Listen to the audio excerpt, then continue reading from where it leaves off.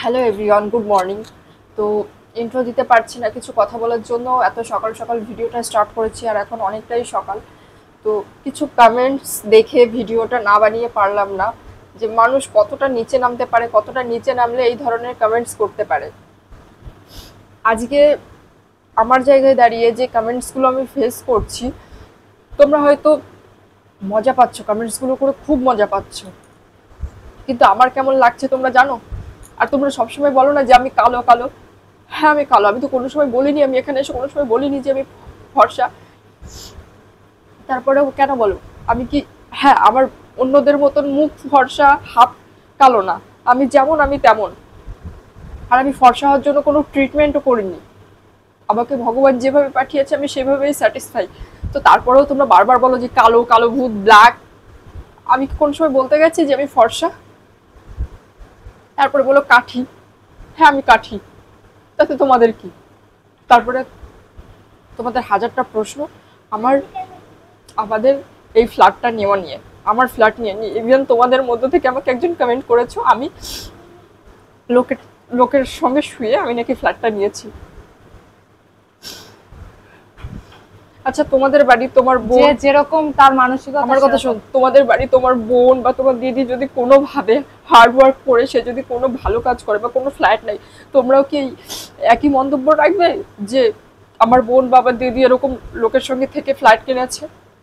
আর একজন কালকে বললে না যে আমি আনসারটা পেয়ে গেছি, তুমি ফ্ল্যাট আর গাড়ি কি করে কিনছো। কি আনসার পেয়েছো? আমি এখানে বলেছি নিজের মন থেকে নিজেরা যেটা ভাবছো সেটা বলে দিচ্ছ। কি পাচ্ছ তাতে? আমার কোনো ক্ষতি হচ্ছে না, বাস কিছুটা খারাপ লাগছে, কিছুটা খারাপ লাগছে আমার। কিন্তু আমি ভাবছি যে ঠিক আছে, জীবনে বড় হতে গেলে এরকম অনেক কটু কথা শুনতে হয়। তো তার মানে এটা না যে তোমরা আমাকে উঠতে বসতে সবসময় আমাকে কথা শোনাবে। একটা কথা আছে না, ওই যে কিছুদিন আগে তোমরাই তো বলছিলে যে মেয়েরাই মেয়েদের চরম শত্রু হয়। একদম ঠিক বলেছো। যেরকম আমার সাবস্ক্রাইবারের মধ্যে কিছু আছে মেয়েরাই মেয়েদের শত্রু হয়, তোমরাই আমাকে এত বাজে বাজে মন্তব্য করছো, যার কারণের জন্য আমি ভিডিওটা বানাতে বাধ্য হলাম। সকালবেলা উঠে কোন মেয়ে কান্না করে? হ্যাঁ।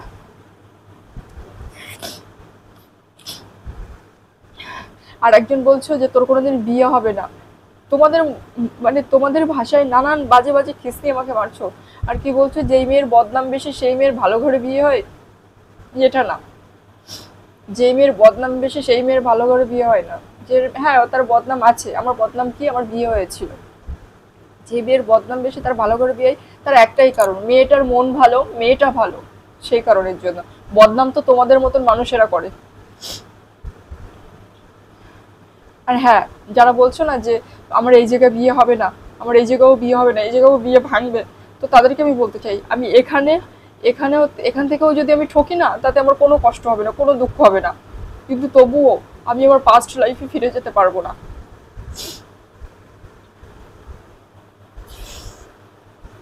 আমি যেখান থেকে একবার বেরিয়ে এসেছি আমি সেখানে ঢুকতে চাই না। আর আমি এখান থেকে কষ্ট পাবো, ঠিক আছে আমি মেনে নেবো, ঠিক আছে আমি মেনে নেবো, আমি সেকেন্ড টাইম আর এদিকে ঢুকবো না। তো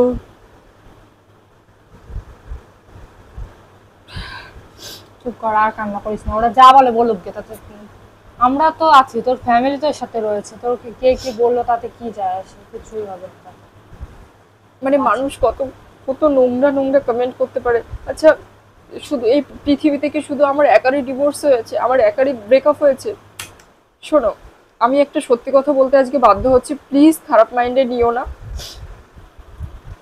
মানে সব মেয়েরা কিন্তু ভালো না, প্রত্যেকটা মেয়ের মধ্যে কিছু না কিছু খুঁত আছে। আমারটা সবার সামনে আসে, বাকিদেরটা সামনে আসে না, তাই আমার বদনাম বেশি। কি বলতো, আমি ইউটিউব করার পর থেকে তো কোনো কিছুই হাইড করিনি, আমি ছোটবেলা থেকে সবকিছুই শেয়ার করে এসেছি, তাই আমার বদনাম বেশি, তাই তো। চুপ কর, তুই থাম এবার, কান্না বন্ধ কর। ওকে আমি বলেছি শক্ত হতে। কে কি বললো ভাই, ওদের কথায় কান দিবি না। নিজের যেটা ভালো মনে হবে সেটাই করবি। আর আমি ভিডিওটা ভিডিওটা বানাতে এই কারণে বাধ্য হয়েছি যে কাউকে খারাপ কমেন্টস করার আগে, আর তোমরা বলো না যে আমি নাটক করি নাটক করি, যে এই যে আমি ভিডিও বানাচ্ছি আমি নাটক করছি, যদি এটা নিজের ফ্যামিলির সাথে হতো তাহলে এটা নাটক বলতো না। কিন্তু হ্যাঁ, আমি ঠিক করে নিয়েছি এবার থেকে আমাকে যদি কেউ এরকম ধরনের বাজে কমেন্টস করে, কিন্তু আমি তাকে ছাড়বো না, আমি তাকে তার যোগ্য জবাব দিয়ে দেবো।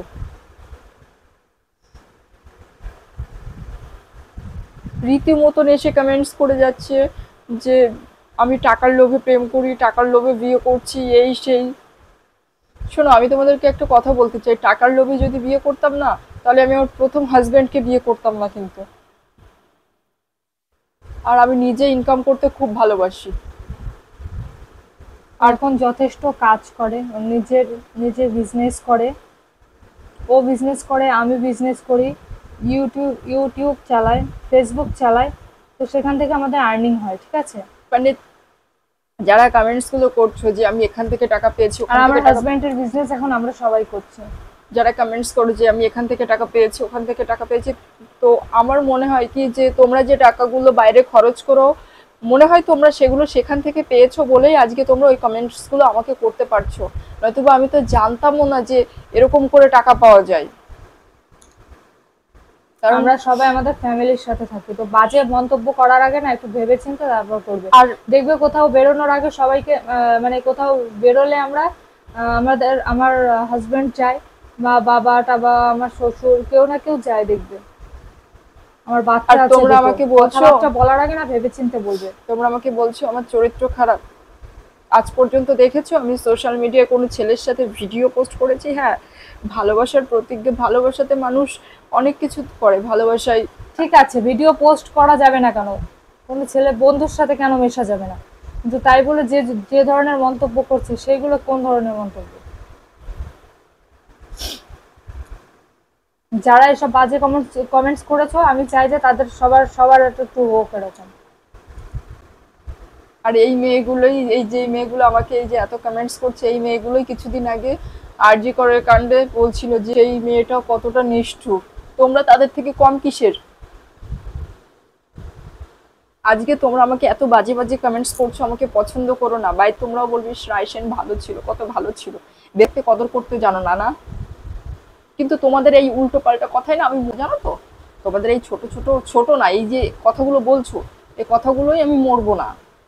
কারণ আমি অনেক কষ্ট করে বড় হয়েছি। আর তোমরা এই যে বলছো না যে আমি এভাবে টাকা আর্ন করছি, সত্যি কথা বলতে আমরা ছোটবেলা থেকে গ্রামে মানুষ, অতি সাধারণ ঘর থেকে, মানে গরিব ঘর থেকে বেরিয়ে আজকে এখানে আমরা। তো হ্যাঁ, আরেকটা কথা বলতে চাই, গরিব হয়ে জন্মেছি, গরিব হয়ে আমি মরতে চাই না। তার জন্য কাজ করা উচিত। সেই গরিব থেকে যখন আমরা একটু একটু করে সাকসেস হচ্ছে না, এখন মানুষের চোখ টাকাচ্ছে দেখে। আমাকে এরকমও বলছে কিছুদিন আগে, আমার বাবাকে তুলে পর্যন্ত কথা বলছো, বলছো যে যার বাবা টোটো চালায় সে এই ফ্ল্যাট কিনে নিয়েছে, গাড়ি কিনে নিয়েছে, কেন কিনতে পারি না? যে বলছো সে সে কনসা বড় লোক? শোনো, আমি তোমাকে তোমাদের একটা কথা বলতে চাই, হয়তো মানাবে না আমার মুখে, তবুও বলছি। তোমরা বলছো না যে টোটো চালাতো তার মেয়ে, মানুষ চাইলে সব কিছুই পারে। এক্সাম্পল আমরা, আমরা চেয়েছি, আমরা পেরেছি। তোমরা যদি ভালো কিছু করতে চাও, মন থেকে চাও, অবশ্যই পারবে। কিন্তু তোমাদের মনের মধ্যে তো ভালো কিছু নেই। তোমাদের সব সময় মনের মধ্যে আছে কি করে ওর গসিপ করব, লোককে নিয়ে গসিপ করব, এগুলো নিয়েই তো তোমরা থাকো। কারোর ভালো কখনো দেখতে পারো? কখনোই না। যারা অন্যের ভালো দেখে জ্বলে তাদের কোনোদিনও ভালো হয় না। আর এই যে বলছো না আমার প্রেম টিকবে না, টিকুক না, টিকার দরকার নেই, দরকার নেই আমার। কারণ আমি তো বলেছিলাম আমি বিয়ে করব না, তো সেখানে দাঁড়িয়ে এখন মনে হচ্ছে যে ওকে বিয়ে করব। তো ঠিক আছে, বিয়ে করব, প্রেম না টিকলে টিকবে না, দরকার নেই। অন্যের সারাধ্যে আছে, আমি একটাকে নিয়ে এখান থেকে চলে যাব। এই যে অন্বেষা বলছে ওকে নিয়ে যেতে, তোমাদের বাজে কমেন্টে আমার ঘন্টা ফারাক পড়ে, কিন্তু এই যে কমেন্টসগুলো করছো না, জাস্ট আমি নিতে পারছিলাম না। সিরিয়াসলি গাইস, নিতে পারছিলাম না। মানে এই ধরনের কমেন্টস, আরও কত বাজে বাজে কমেন্টস, আমি কত ডিলেট করব? সত্যি কথা বলতে আমি বাজে কমেন্টস রাখিও না, কারণ আমি দেখবো আমার মন খারাপ হবে, কিন্তু ওই যে পড়তে পড়তে খারাপ লেগে যায়, চোখে পড়ে ওইগুলো। তো ওগুলো যখন চোখে পড়ে না, তখনই মনে হয় বাবা এরকম একটা কমেন্ট করে দিল, আমি কি এমন ভুল করলাম যে এত বড় একটা কথা বললো আমাকে। শোনো, তোমাদেরকে একটা ভালো কথা বলছি, যতটা খারাপ আমাকে ভাবো না ততটাই ভালো আমি। আর গরিব হতে পারি কিন্তু ভদ্র ফ্যামিলি থেকে বিলং করি। আর বলো না যে আমার সব প্রেমের ইসে আমার বাড়ির লোক কেন আম, সায় দেয়, তো তোমাদেরকে একটা কথা বলতে চাই। আমার বিয়ের পরে আমাকে এনেছিল, তো যেহেতু এই বারবার আমি এই আঘাতগুলো খেয়েছি না, আমার দুটো ফ্রেন্ড, আমি আগে ভিডিও দিয়েছিলাম দেখবে, করেছিল। তো সেখানে দাঁড়িয়ে আর তারপর আমার ডিভোর্স, আমি ডিপ্রেশনে ছিলাম অনেক দিন। তো তারপর থেকে ডাক্তার, আমি যে ডাক্তারকে দেখিয়েছিলাম সেই ডাক্তার বলেছিলেন ওকে খুশি রাখার চেষ্টা করবেন। তো আমার খুশিতেই আমার বাড়ির লোকজন বলে তেজ, ওর খুশিতেই আমার খুশি। সুপ্রিয়া এই যে ওর দুটো মেয়ে আছে, তারপরেও আমি যা বলি ও তাই শোনে। কিন্তু আমি এমন কোনো খারাপ কাজ করিনি যে তোমরা আমার দিকে আঙুল তুলছো। আমি কি এমন করেছি? হ্যাঁ, আমি কারোর সাথে মিশলে আমি সেটা সোশ্যাল মিডিয়া করি।